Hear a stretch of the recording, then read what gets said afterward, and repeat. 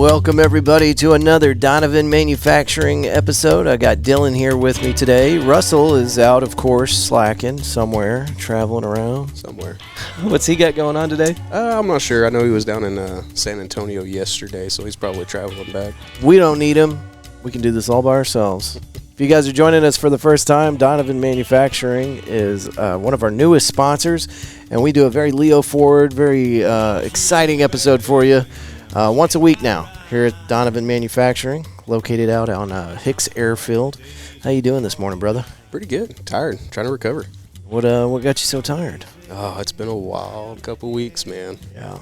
I don't know how much of that you want to talk about, but I was hoping we could get into that a little bit. Yeah, for sure. Pretty wild story.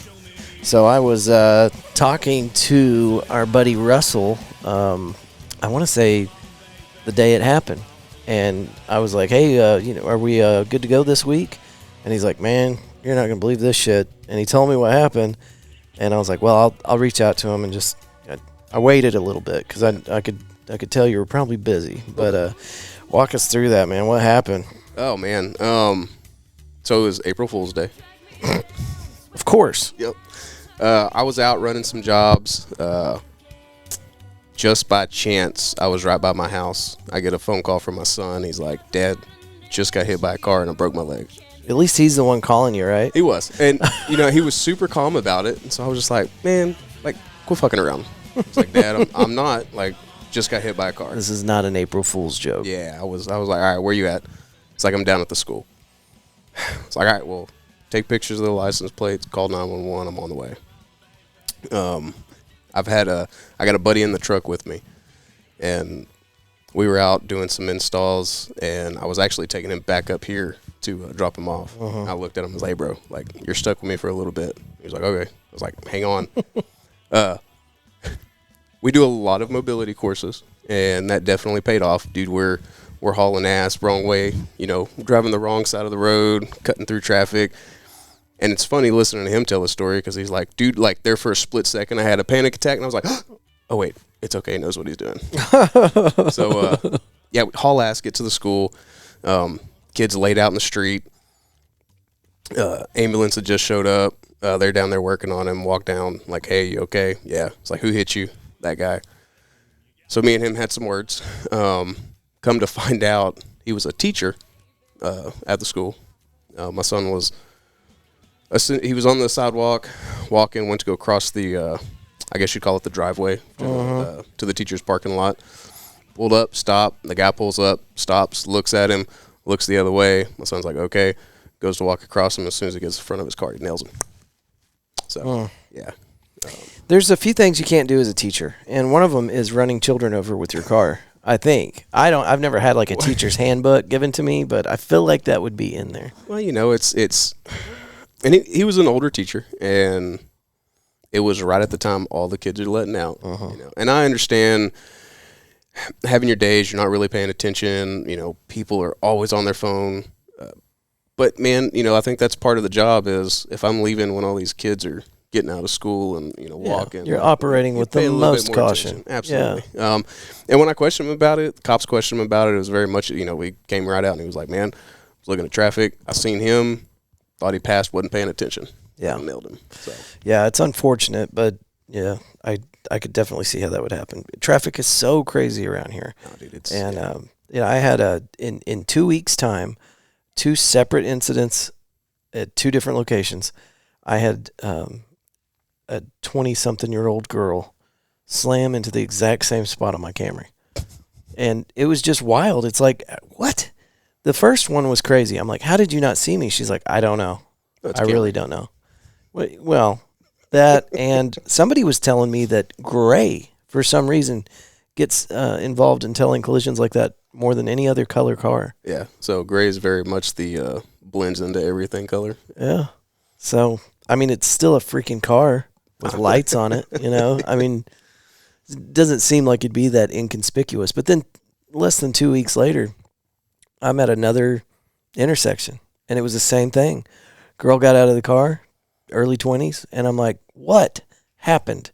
And she's like, I'm sorry, I didn't see you there. I'm like, I'm not behind trees. There's nothing blocking or obscuring your vision. It was just crazy. And then like telling this story to other people, they're like, "Yeah, right. Like you got drunk and hit a mailbox or something." No, I'm serious. This is exactly how it went down. This sounds like a pattern with 20-something-year-old females. And that's the other thing. That's what was weird to me. It's like, I don't know. It just seemed too coincidental. Yeah. But anyway, It's a lot of this, you know. I think that's exactly right. I think they were probably on their phones, probably, I don't know, TikToking or something. Mm-hmm. And I'm guilty of it. I do. I'll look down at my phone to read a text message or something like that, and I go, "Oh, shouldn't be doing that," But it's like you just forget. Mm-hmm. You forget how stupid that is. But you can clear, like, what do they say, a football field in 2 seconds or something like that. Oh yeah, I mean, doing 60 miles an hour. Yeah, you're on the highway, man. Like you're moving. That's a lot of distance to not know what's going on outside of your windscreen. Mm-hmm. So, but how is your son doing now? He's good. He snapped his tib fib. Jesus. Yeah. So. And how old is he? 16. Okay, he's not done growing either. Well, they said he is. Well, I guess all the growth plates or whatever they were talking about. Uh-huh. So, yeah, I had to go in. Spent about a week in the hospital. Had to have a rod put in from his knee down to his ankle. And so my oldest son, about 10 years ago now, he got into a car accident with his grandparents, and he snapped his tib fib, but he had a compound fracture, right? A 2-part compound. So when they snapped, they crossed and came out of his leg. And so he got a bunch of bone. Dude, that is gnarly. That broke off. So when he went in, I think we had 7 or 8 surgeries with him. They had to do bone grafts, skin grafts, all that. And they put this external fixator in his leg. And it was right at about a year before, I'd say that's the recovery, from accident to back actually walking was about a year. Damn it. So that's what I was fully expecting that. Mm-hmm. And the doctor comes in, the surgeon, he comes in, he's like, "Yeah, so we're going to put this rod in, it'll be fine." And so that's what I'm picturing. Mm-hmm. And so he goes in for surgery the next day. Doctor comes out and he's like, "All right, it's done. It went great." And he's showing us x-rays. And I was like, "Wait a minute, like you went in the bone." He's like, "Yep." So they drilled right below his knee, all the way down through the bone. I think that's the fibula, I guess, the bigger bone. Right down through. Essentially drilled the core out, and then put a rod in, and then some screws. I'm getting dizzy over here. Don't pass out. Don't pass. We'll go to break. Yeah, man, and it was funny listening to him. So he's like, "Yeah, so we put it in. After we put it in, before we secure it, we do x-rays to make sure everything's lined up." And he's like, "Your son's probably going to have, a sore foot." I'm like, "His foot?" He goes, "Yeah, we took the x-rays, and there's still just a little bit of gap. And, his leg was a little bit longer." He's like, "So I get down there with a hammer and just beat the shit out the bottom of his foot to reset it." I'm just like, "Oh my God." Okay, right on, man." So, yeah, so I had that done. But apparently it's a super common sports injury, and that's how they fix all these, these athletes. And I mean, that was 2 weeks ago, and he went to his 2-week appointment Tuesday, and they put a walking boot on it, and they're letting him put pressure on it. Damn. Mm-hmm. So science. I'm telling you. God. Well, okay. Yep. That's a whole thing. So I know that you'd mentioned something about the police department not really doing their due diligence at the scene of the accident. And yep. And I'm not going to say which department, but I've talked to a few other officers there, or for that department, and kind of told them the situation. And we had 4 cops show up. 3 of them were in training, and I've gotten a few different scenarios off of it. But I've got some guys looking into it, so we'll see how all that pans out. Seem more like maybe a individual issue rather than a department issue. Yeah, maybe. They've gone as much as telling me because it happened on school property and not a public road that there's they can't write citations or anything like that. Yeah. So having to go through and fight the school on that, fighting them on getting video footage of the incident and everything. It's a whole mess. My God. Okay. So, damn. All right. Well, we'll stay tuned for that. The rest of that story. We'll see what happens with that. Might be a year-long saga. Yeah. Right? I hope not, man. Well, you know how it goes. I know. It's a mess. And it happened in a very busy season for you because you just stood up your new company. Yeah.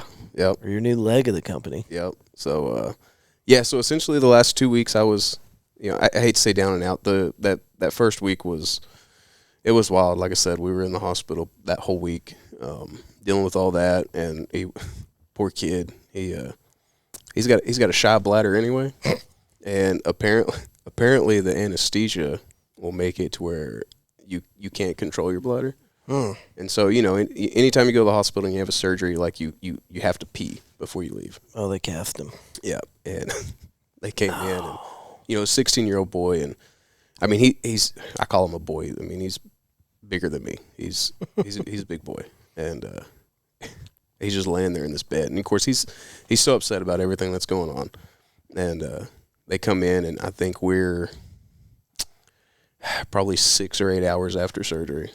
And they're like, all right, you got an hour. If you don't pee, then we're going to have to come in and we're going to cath you, drain you, and then pull it back out. And I was like, dude, you better go. You don't want that. He's in the bathroom for almost that solid hour just trying, and he just can't do it. So nurse comes in, and, she's like, did you pee? She's like, no. He's like, all right, well, let me go get the stuff. And he just looks at me. I was like, sorry, dude. So they come in, and I was like, you want me to leave? He's like, I don't know. I was like, if you want me to leave, I'll leave. Like, it's kind of, it's a little intrusive, I understand. Yeah. He's like, no, it's fine. Just stay there. So I'm on the other side of the room. Nurse comes in. Of course, they're not shy about anything. Off comes the gown. Oh, yeah. They cleaning it all up. And right when they go to stick him, he screams. Oh, my God. And nurse jumps, and she's like, you okay? He's like, yeah, Dad. I was like, what? And he's like, can you come hold my hand? Oh, my God. I'm like, oh, shit. Yeah, all right. So I go over there, and, he's laying in the bed, and I'm sitting in the chair, and I'm holding his hand, and, I'm facing him. She's down here doing her thing. And you could just see it on his face as soon as she started, man. He just all the pain, I was like, oh, my God. That sucks. And she finishes, and she's like, all right, I'm going to pull it out. They drain at least the 1,000 milliliter bag, Just filled it up. And damn. She pulled it out, and she was like, all right, you got 6 hours. If you don't pee in 6 hours, we're putting a Foley in. Oh, my God. And she leaves. And he's like, Dad, what's a Foley? I was like, well, it's essentially what you just had, but they leave it in there. And he's like, oh, shit, okay. So this is, getting later into the evening, and he tries, and, it's getting later, so I was like, all right, let's go to bed. And I told him, I was like, son, this is the only time I'll ever tell you this in your life. If you wake up and you feel like you have to pee, you just let it go, dude. Like, you piss the bed, they'll come change it. Mm-hmm. He was like, yeah, okay. So about 3 o'clock that morning, we get woken up, and they came in, and like, have you peed? And he's just like, no. It's like, all right, so all over again. Oh, no. How many times did this go on? So they put it in the Foley, so they stuck him, inflated it, and left it. And I think he had that whole next day. Let's see, I think it was on a Thursday. I think he came home on Friday. So the whole next day, they had him on the cath. Friday, I wake up, and I had to go handle some stuff with a job, and he wakes up, and they came in, they're like, all right, so we're going to come, and we're going to take it out. You're going home today. However, you're either going home without a catheter or you're going home with a catheter. But we're going to take it out and let you at least try. If you can't, then we're sticking you again. Yeah. And, it'd be 6 hours. So I leave. My mom comes up to the hospital and is sitting with him. They come, they pull it out, and they call me. My mom calls me, and she's like, man, he's trying. He just can't do it. I was like, well, go take him, go get the shower going, stick him in that fucking warm shower, give him his bottle, and, see if that helps him out. And she's like, all right. And she calls me like 20 minutes later, and you can hear everybody in the background cheering. And they're like, we're going home.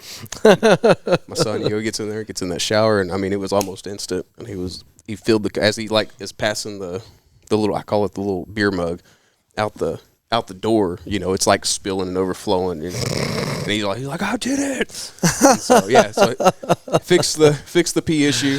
Got to come home without the catheter. How crazy is that? You take these things for granted, but I mean, what did they do before catheters? You know, because that's a big issue. Like that first time they drained him, 1,000 milliliters. That's a lot of piss, It's man. a lot of pee. Yeah, and it's normal now, but I wonder what they used to do before that. I don't know, because that's a big issue. I mean, what eventually happens is it pushes it back up into your organs, right? Yeah, it does. And then you start getting sepsis and organ failure and all that stuff. And then let's not even talk about bladder infections, which he did end up getting a bladder infection.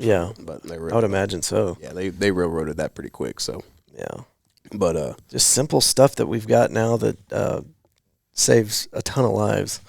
But you don't think about it because it's so common, like just antibiotics and little stuff like that. But damn. Mm-hmm. Yeah, and it's in everybody's future. If you live long enough, you're gonna get a tube in your dick. Yeah, it's gonna happen. Well, and he's like, Dad, what does it feel like? It's like, I don't know. I've never. He's like, but I thought, haven't you had surgeries? I was like, no. I was supposed to have had surgeries. I hurt all the time. Like that's because I said no. Right. I ain't getting nothing stuck in my pee hole. Like, this is you, man. I'm sure that made him feel better, right? Well, I was telling him, I was like, son, it's gonna be all right. It's not that bad. He was like, what does it feel like? I don't know. Shit, I don't know. That's what he's like.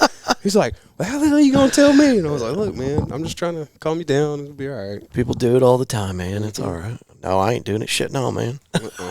Nope. I will figure it out. Oh, God. So your new security branch of your company, is it just Donovan Security? Yep. Okay. And what steps have you taken since we got to talk to you last time? Because you were waiting on paperwork, I think, last time we talked. Yeah, so everything got cleared. I actually went, the week my son was in the hospital, I went and did all my testing, passed all my testing. So, of course you did. You're smart. I know. Didn't even study. But it's an open book, too, Yeah. So, went in, did the testing, passed that. All that got submitted to TOPS, and I've got a phone call with the insurance agency today.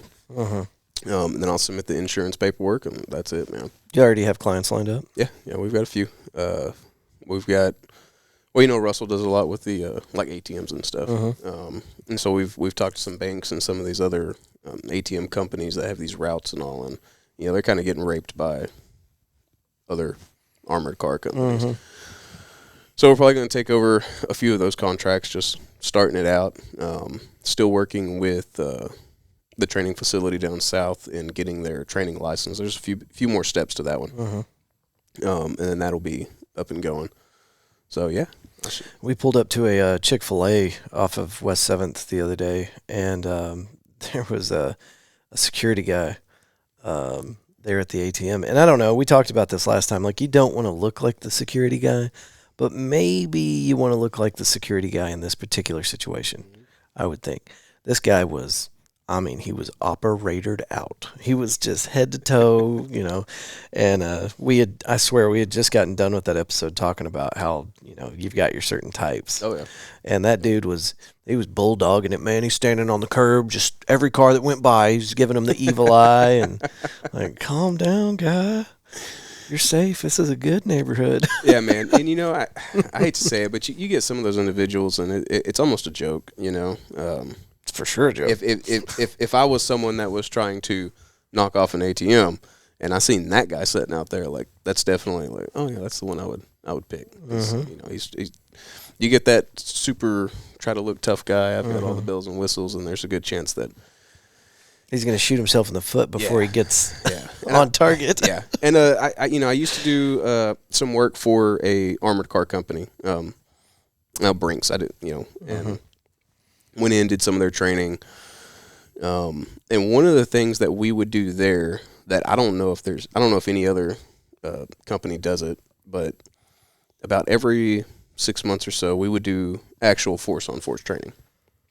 And the way the process works there is, you want a job, you apply, you go in, you do, your drug testing, your MMPIs, all that, pass, and then Brinks actually puts on their own academy. So for the first, I think it's 2 weeks, you go through their academy, and it's essentially just your security licensing academy. And at the end of that, they issue you your level 2. And then while you're doing that, you drive the trucks unarmed, by the way. Until as a 2. Yeah, until your level 3 comes in and gets cleared, and then we arm them, and we'd put them on the trucks. Everybody starts off driving, and then we'd call it messengers is the guy in the back that actually handles the money. When slots would open up, we'd start pulling from drivers. But about every 6 months, we would do this force on force, and you've got all these people that come in and get jobs just because they want to seem like the cool guy. Because you get a gun, we at the time, I don't know if they still do, we would issue body armor. So you go to work, you're all tough guyed up, and we'd send them through force on force, and we would use simunition guns. So you're actually getting shot. And it hurts like a bitch. I've never used those before. Really? Yeah. So it's a hit. Oh yeah, yeah. I've gotten a lot of busted knuckles, especially getting shot in your hand and stuff. Damn it, dude! It sucks. It's not fun. I remember whenever and I don't know that they had just come out with this. It was the first time I was exposed to like professional level paintball. And that's enough right there to make you cry. Oh yeah, no, those suck. So I can't even imagine what the sim rounds are like. Yeah, I've got a couple scars here and there from sim rounds. They're not fun, but don't get shot. Yeah, I mean that's exactly right. But yeah, so we'd send these guys. We'd go through force on force, and we'd send them out and be like, hey, here's an ATM. You're going to get out. You're going to service this ATM, and some crackhead runs up on them and pulls a gun, and everybody's like, oh yeah, if I ever get a gun pulled on me, like I'm going to draw and shoot them.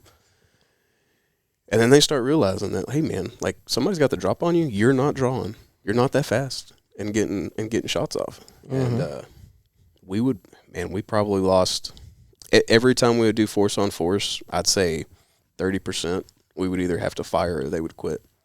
Just because the reality of it just started weighing on them. They're like, oh, this is, I'm not nearly as tough as I thought I was. Nope. And one of the things that we do during the training class is we've got it's not a slideshow, but all these videos, and all it is videos of the cameras from these trucks, from all the guys that have gotten robbed and shot and killed and everything else, and it's like, look, like it does happen. Yeah. And a lot of it's never going to happen to me, and until it does, right? And so when you actually throw these guys into a scenario to where it's like, oh shit, it's real now, they realize we don't want to do this. Yeah, the pay's not worth it. It's really not. Yeah. When is the pay ever worth it? You gotta really be making some good scratch to justify that, and that's the thing about security. It does not pay well enough. So yeah. Well, and it depends, man. For me, it was always the adrenaline rush, right? I mean, I didn't make terrible money, but I'm not that. I wasn't working the parking lot for $7 an hour, right? Middle of the night, kind of thing either. So I don't know, man. They say all the time it's military, especially. You don't do it for the money. It's kind of the same way in security. For a lot of the higher end security, like you can make some really really good money doing it. For the right company, right position. Yeah, for sure. But man, it's not it's not always about the money. It's I always got a blast out of it. The training, actually doing the training was fun. I enjoy that. And man, we get into some crazy shit out there on the streets. Yeah, it's lively. Yeah, they had me wearing body cam for a little bit, then they would review my body cam and be like, yeah, we don't want you wearing this no more. So yeah, you're a problem. Yeah, we don't want people knowing. Yeah. Well, they really didn't like that. I would hang it up while I was in the bathroom. Oh God. Well, you didn't want to. No, you get in trouble for turning it off. Right. You know what I mean? So I would just hang it up, leave it running. So I'll leave names and departments out of this, but there's a story that I just heard from a very close friend of mine. I'm trying to keep it as vague as possible. Their body cams have a switch in them. If it goes down horizontal instead of vertical, it triggers an alarm. If it lays down flat, because it's supposed to be on your body. So if the officer goes down flat for I think 30 seconds, it triggers an alarm to dispatch, and then they'll send somebody out to get you, or they'll radio you, whatever. They could not get a hold of this officer, and his alarm had gone off. And they're not panicking because at the time they knew that he was not, in the middle of a stop or anything like that. So he's probably fine. So but they couldn't get him on the phone. They couldn't get him on the radio, and they couldn't find him. And they knew that his girlfriend lived in a certain neighborhood. So they just had one of the officers cruise by, and yeah, sure enough, there's a squad. So they sent somebody to knock on the door, and it took him a while to get to the door, right? Yeah, he had his gear back. Sure. So anyway, he gets to the door, and they're like, bro, fucking what the fuck? Like, there's an issue. You need to be able to, we have to contact you in case, what are you doing? Oh, I was using the bathroom, blah, blah, blah. Uh-huh. Okay. So we got reprimanded. It's a rookie cop. Oh, yeah. New to the force. Probably only been there maybe a year. And it's just funny. I'm really glad that the officers have that because you don't always have somebody with you. And, if somebody does get the drop on you, how else are they going to know? Absolutely, man. So, anyway, I just thought that was a funny story. Yeah, man. The trick is you gotta leave it in your squad car. Yeah. In the squad. So what's on the horizon then? We've got the paperwork finished, and you've got clients lined up? Have you already staffed up? Not yet. Well, I say not yet. So we've got some guys that will end up going into staff that will rotate out. We deal, like I said, with a lot of law enforcement, and some of the contracts that we're working on, they require law enforcement. So, we got a whole pool of people that, we'll just pull and rotate out as we use them. We used to do the same thing with another company I was involved in, a lot of fire watch. And so... Just sitting in the car, being on property. Yeah, a whole lot of just sitting there. But they required firefighters. And so we had a couple departments that we would pull from, and them guys would make killer money just to sit there and sitting in the car, hanging out, watch movies. Yeah. Watching fires. Yeah, fires. That was the best part of security whenever I was doing it part-time. I worked for security before I got my DOD job out there at Carswell, and I always maintained a good relationship with them, which was fortunate because every time they would furlough us, I had somewhere to go. I would just call my supervisor and be like, hey, need some work for the next couple of weeks. And he's like, oh, cool. And literally would just sit in a booth. And, sometimes I had a side job, like maybe I've got to get these people to show me their ID and I've got to log it on a clipboard or whatever. But for the most part, it was just hanging out, doing nothing. Yep. It's a great side job. Yep. Yeah, a lot of that. That company I worked for, though, the pay was terrible. And most of these little, because Firewatch, that's a lot of what these security companies do is they need somebody to stand by a door. Yep. And those are the kind of companies that I'd been working for. One of the contracts they had was with Lockheed, but it was a lot like that. They had the little the little magnetic checkpoints. You got to take your little fob and go around to the offsite facilities and scan it every 2-3 hours, something like that.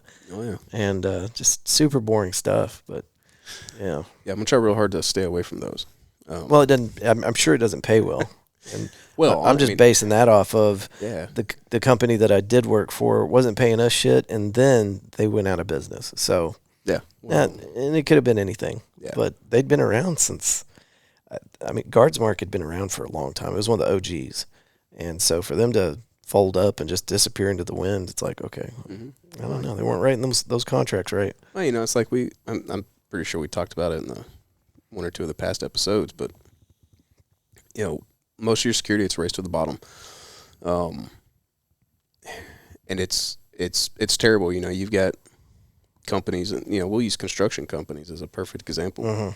They're all insured, right? So if some copper goes missing, it's insured, but they still have to pay a company to come in, you know, security, and dude, they don't want to pay. They'll find, you know, Joe Blow off the streets, you know, that would kill for $7.50 an hour job. Yeah. They license them because fucking anybody can be a level 2 guard. Yeah. And they throw them out there in the parking lot and have them watch the copper for, you know, for nothing. Yeah. And all it is a requirement for the insurance. For the insurance. And Well, and you see a lot of those camera stations popping up now. It's just like those light sets. It's got a little generator and a boom and maybe 3, maybe 4 cameras on it. And I think that probably satisfies a lot of those insurance needs. But you still see sad people sitting in their car at 3 o'clock in the morning.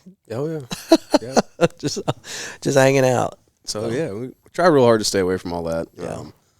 Just not any interest in that. I mean, honestly, there was after I shut down the last security company, man, I had no interest in starting another one. The whole thing just kind of fell into my lap, and it was just it's just an answer to a call that I got. Yep. You know, and had we not already had what we have lined up, I never would have been Never would have been looking. You were just positioned for it. Yeah.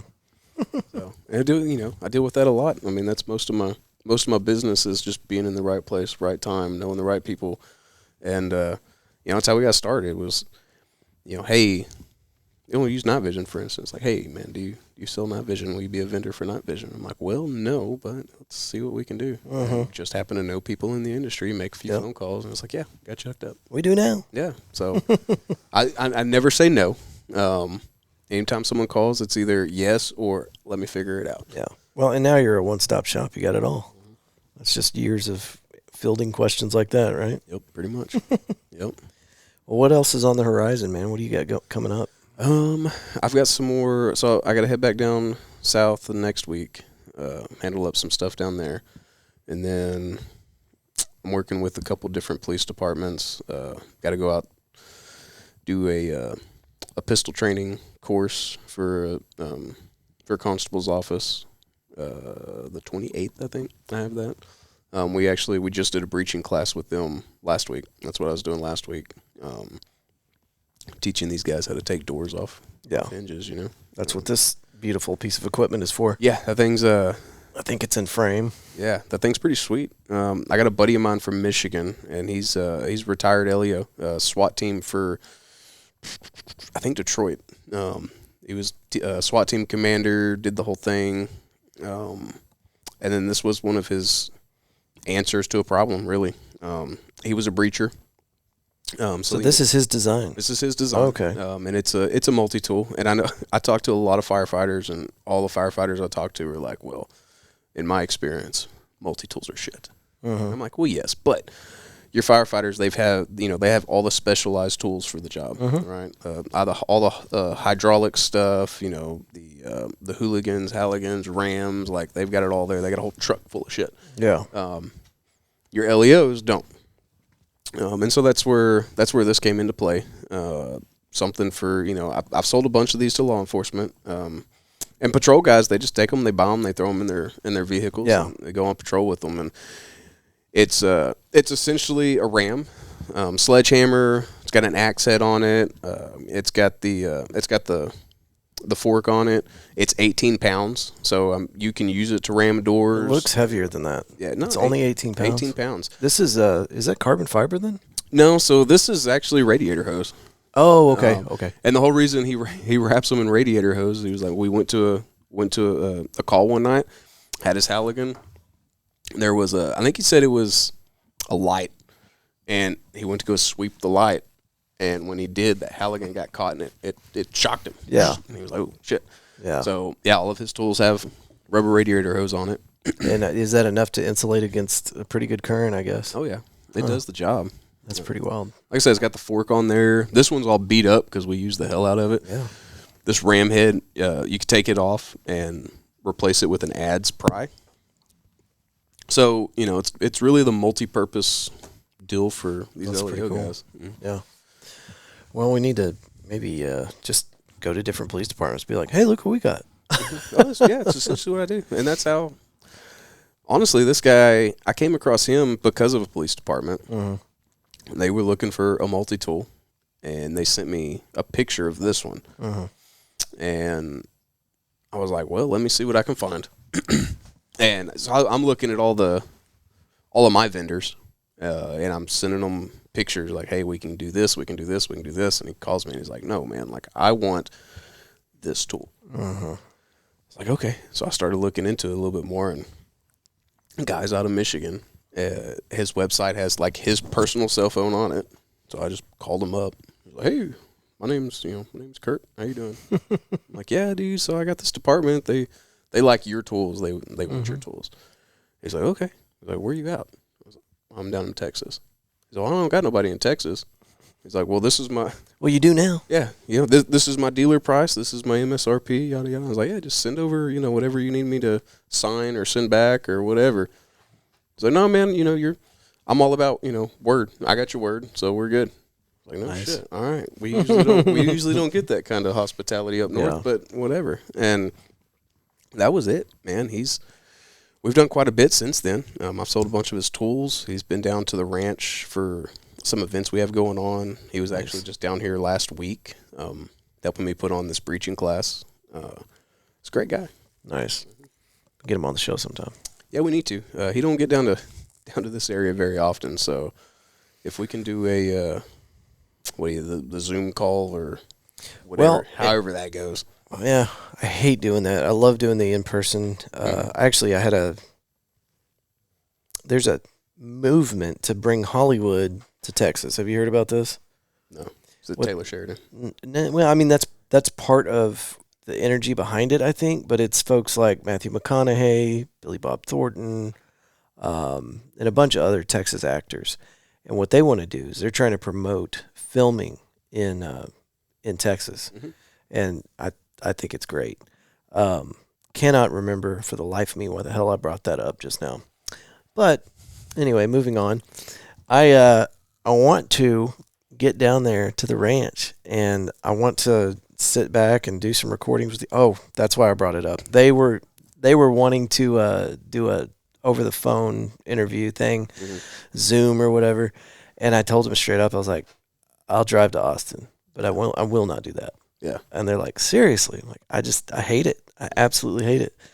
There's a little bit of value being able to look somebody in the eye and talk to them while you're sitting in the same room. Oh yeah. And I just feel like there's no flavor anytime you do one of those over the phone interview things. So I just don't want to do it. Well, we'll get me and him. Now, if Orange Man ever calls me and he's like, hey, Mr. President, I want to give you the best interview you're ever going to have. It's going to be great. People will love it. It's going to be the best. I'm the best podcast guest ever. I might do it. I might do one with him over the phone. Well, I think at that point I would make the trip. Yeah, that's when you're like, sir, I'm sorry. No, you need to bring Air Force One down. Uh-huh. I'm a size caviar and Cabernet whenever I get on the plane. Uh-huh. And just fly me out. Yep. Yeah, that's probably the move. I'm just trying to think of who I would make that exception for, but it just you just lose all the value of the episode, in my opinion. I wouldn't waste somebody else's time doing that just because it's just not the same. But. No, absolutely, man. And, the downside is, man, in this industry, the industry isn't as big as people think it is. People look at all the social media and this going, and they think that this industry is just massive, and it's really not. Yeah. Everybody kind of knows everybody. It's really a tight-knit group, but we're also spread out all over the U.S. Yeah. So sometimes trying to get people in here, it can be a hassle. Yeah. Yeah. But maybe the ranch is a good meeting place for some of them, and we can, whenever I get back, because we're heading down to Big Bend tomorrow morning, and we're going to be in Far West Texas for about a week. But when I get back, let's put something on the calendar, and I want to make a trip down there with you. Maybe we could leave out on a Friday and be back by Sunday night or something like that. Yeah, man, absolutely. Let me know. We'll tell all your homies, and we'll knock out like 20 episodes. Yeah, shit. Don't worry, I'll do the work. You say that, man. You get down there, and you're gonna be like, Yeah, man. So we got 20 hours of shit to do, and you're gonna get down there and be like, oh yeah, I ain't getting shit done. Yeah, Like, no, I get that. There's so much going all the time. Yeah. Well, the good news is I've also got the Road 3s now. I can slap them on my shirt, give one to somebody else, and we can just roll with it. We don't need all this. So we could be on the move. It's all battery. Yeah, man. That would be cool. There's a lot of moving parts down there. See that? Yeah. I'll bring my guns, and maybe they'll let me on the range. Maybe. I don't know. I'm just putting that out there. We'll get you on something. Okay. Right on. I like to shoot things. Okay. Well, next week's going to be a bust, but we're going to get back into it hot and heavy the following week. And you've got some interesting guests lined up that you're planning on bringing out. And of course, we'll find a spot on the calendar, and we'll head down to the ranch. And I think that'll be great content for the show. Show you guys what's going on down there in Dillon, and make it more than just an idea. Actually, and they can go to your Instagram or the ranch's Instagram to see some really wild videos. Yep, absolutely. What are the two Instagrams? Yours is Donovan MFG. Donovan MFG, and for the ranch, it's... Let me pull it up real quick. Yeah.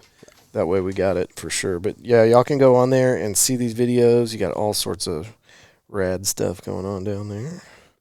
And they actually just started a media company down there as well. So the content that they're putting out at this moment is kind of ridiculous. Well, and if anybody in your friend group down there at the ranch and their media company is listening to this, I'm always trying to get involved with other people that are creating stuff. And I know I'm the little guy, but I'm always down to roll with somebody else's project, lend a hand. Their Instagram is _ranch_Texas. And they've got 24,000 followers and 390 posts on here. Just really cool stuff. Kind of see what they're into. And Dillon is involved with a bunch of this stuff. So that's why we're constantly bringing it up. But that'd be a fun trip. It'll be a blast, literally. Have you had lunch yet? I have not. I am freaking starving. Man, so there's this cool little spot right down the runway here. He knows where I'm heading with this. Stay tuned for our next episode with Donovan Manufacturing, and we will keep you up to date with anything happening here or with Fort Worth Roots. Just pay attention to our social media sites, and we'll let you know what's coming up next. You got anything else you want to drop on them before we get out of here? No, I think that's it, man. We apologize for the last couple of weeks. It's been wild for everybody. Kind of crazy. Yeah. I know. We told everybody we're going to be on here weekly, and then life happens. Life happens. But we do have some cool stuff coming up. We got some cool people coming in. Kind of like he said, maybe we're going to do some traveling podcasts. So we've got plenty coming. Stay tuned. It's going to be fun. Oh yeah. And the other thing, we're going to talk about this a little more offline, but there's a opportunity that we could maybe have a offsite location and kind of a backup plan for weeks whenever life does just get too out of the ordinary, so that we can keep the ball rolling. Right on. So anyway, we'll figure that out. All right, folks. Thank y'all again for listening, and we will see you on the next one for Donovan Manufacturing. Thank y'all.